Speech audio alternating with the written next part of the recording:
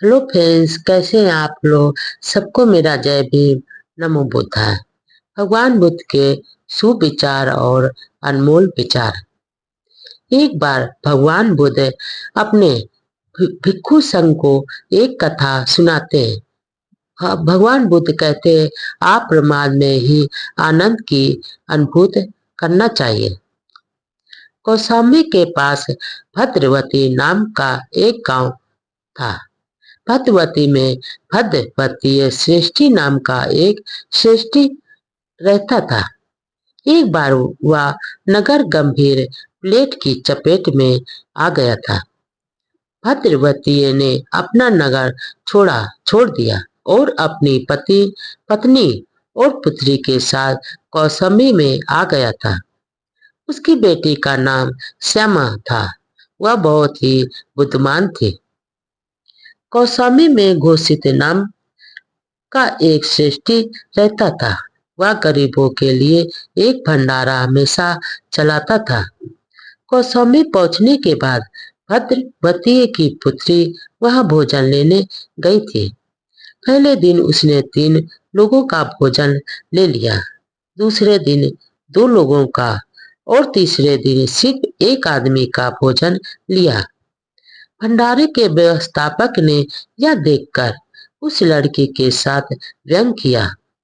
आज जाकर तुमको अपने पेट की भूख की सही सही जानकारी हुई है। श्यामा उदास थी। उसने उत्तर दिया, भाई ऐसी बात नहीं है। पहले दिन माता पिता जीवित थे, अतः 3 थाली भोजन मैंने लिया था। कल सिर्फ माँ जीवित थी, अतः सिर्फ मैंने 2 थाली भोजन लिया। आज मैं अकेली हूँ, अतः मैंने सिर्फ एक भोजन की थाली लिया है। व्यवस्थापक को श्यामा पर दया आ गई। अनाथ देखकर उसने श्यामा को अपने पास रख लिया। श्यामा ने देखा कि भंडारे में भीड़ का नियंत्रण ठीक ढंग से नहीं हो पा रहा था, अतः उसने आने वालों की पंक्ति अलग बनवा दी और जाने वालों की पंक्ति अलग बनवा दी। इससे पूरी की पूरी व्यवस्था समाप्त हो गई। अव्यवस्था समाप्त हो गई। उसी समय भंडारे का मालिक घोषित श्रेष्ठी आया। उसने व्यवस्था देखी तो श्यामा से बहुत प्रभावित हुआ। उसने श्यामा को अपनी पुत्री के रूप में स्वीकार कर लिया। चूंकि श्यामा ने एक घेरावती बनाया था, अतः उसका नाम श्यामावती पड़ गया। श्यामावती बहुत ही सुंदर और कुमार थी। एक दिन उसने राजा उदयन सवारी पर निकले और रास्ते में उनकी नजर श्यामावती पर पड़ गई। श्यामावती को देखते ही वे उस पर मुग्ध हो गए। अपने अनुचरों को श्यामावती के पिता घोषित श्रेष्ठी के पास यह कहने के लिए भेजा कि श्यामावती को राजमहल में भेज दिया जाए। घोषित श्रेष्ठी ने इसे सुना और उसे लगा कि उसकी प्रतिष्ठा पर आज आने वाली है, अतः उसने श्यामावती को नहीं भेजा। राजा आग बबूला हो गया। उसने अपने सिपाहियों को श्रेष्ठी का सर्वस्व नाश करने के लिए भेज दिया। उन्होंने घर के बाहर ताला लगा दिया। तब श्यामावती ने अपने पिता से कहा कि वह राजमहल जाएगी। घोषित ने मना किया, पर श्यामावती ने अपने पिता का आश्वासन दिया कि वह उसकी प्रतिष्ठा पर जरा भी आँच नहीं आने देगी, अतः वह उसे राजमहल जाने दे। घोषित मान गया। वह राजमहल में पटरानी बनकर पहुंच गए। आगे भगवान बुद्ध बताते हैं कि समय बीतता गया। राजा एक अन्य स्त्री मंगा दिए पर मोहित हो जाता है। वह एक ब्राह्मण की पुत्री थी तथा बुद्ध से घृणा करती थी। उसके पिता ने कुछ समय पहले शाक्यमुनि यानी भगवान बुद्ध के सम्मुख प्रस्ताव रखा था कि वे मगध के साथ विवाह कर ले। तब तथागत ने उसे समझाया था कि मार की 3 पुत्रियां तनाह सूरत तथा राग मिलकर भी मुझे आकर्षित नहीं कर सके, तो उनके सामने तुम्हारी बेटी एक पात्र की तरह है जिसमें मलमूत्र रख दिया गया और उसे बाहर से रंग दिया गया। अब मेरे मन में किसी प्रकार की काम इच्छा नहीं रह गई है, इसलिए मैं शादी नहीं करूंगा। ऐसा सुनकर ब्राह्मण और उसकी पत्नी के अंदर का प्रकाश जाग उठता है। दोनों प्रवचन ग्रहण कर बुद्ध के शिष्य बन जाते हैं। अपनी पुत्री को उसके चाचा चूलू मगाध को सौंप कर दोनों बुद्ध संघ में शामिल हो जाते हैं। बाद में चाचा मगाधिये उसे राजा उदयन को सौंप देता है। बुद्ध कौसामी आते हैं। बहुत सारे लोग बुद्ध भगवान बुद्ध का प्रवचन सुनने आते हैं। उनमें श्यामावती की दासी खजुतरा भी होती है। वह श्रोतापन्न है। वह प्रतिदिन तथागत का प्रवचन सुनती है और फिर राजमहल में जाकर रानी को भी प्रवचन सुनाती थी। अब वह धर्म प्रचारक की भूमिका निभाने लगी थी। खजुतरा से धर्म प्रवचन सुनकर श्यामावती और उसकी दासियों की प्रबल इच्छा हुई कि वे भगवान बुद्ध को एक दिन राजमहल में आमंत्रित करें।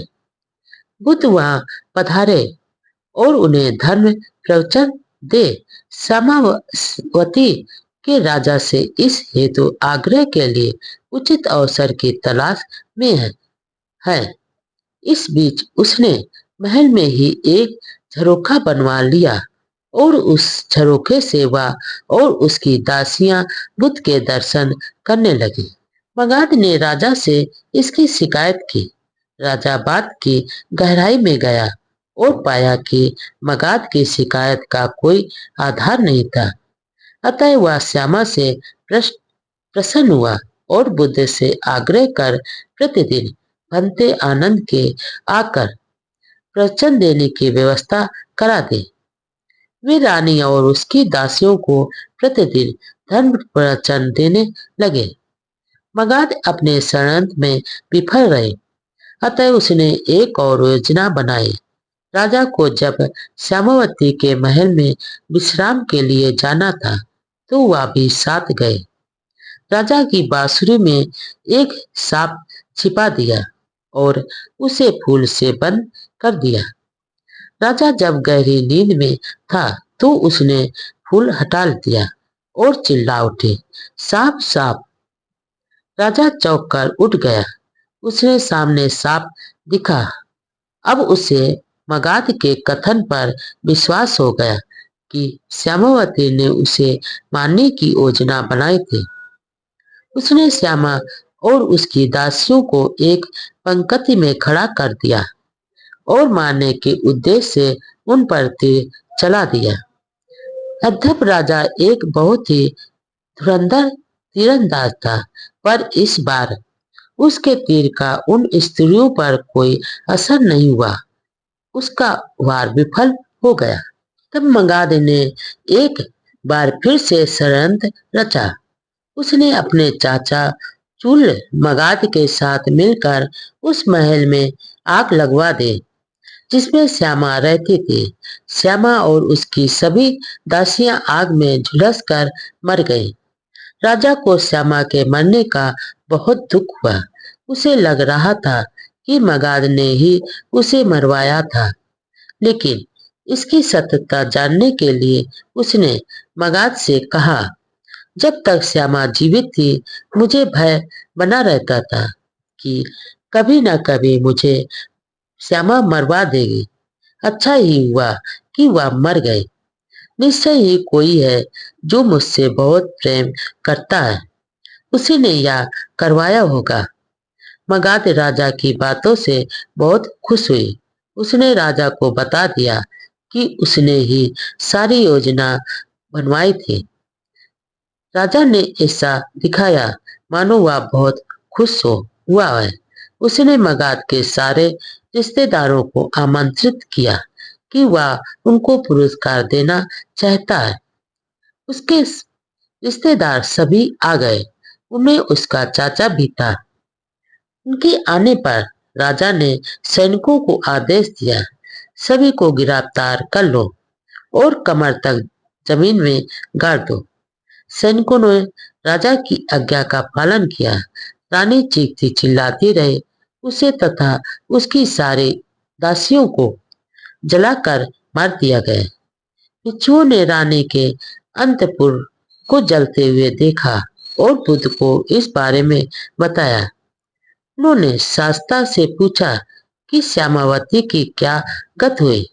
तब शाक मुनि भगवान बुद्ध ने उन्हें बताया, जल जाने वाले उपासकाओं में कुछ सुरतापन थी, कुछ गामी थी तथा कुछ अनागामी थी।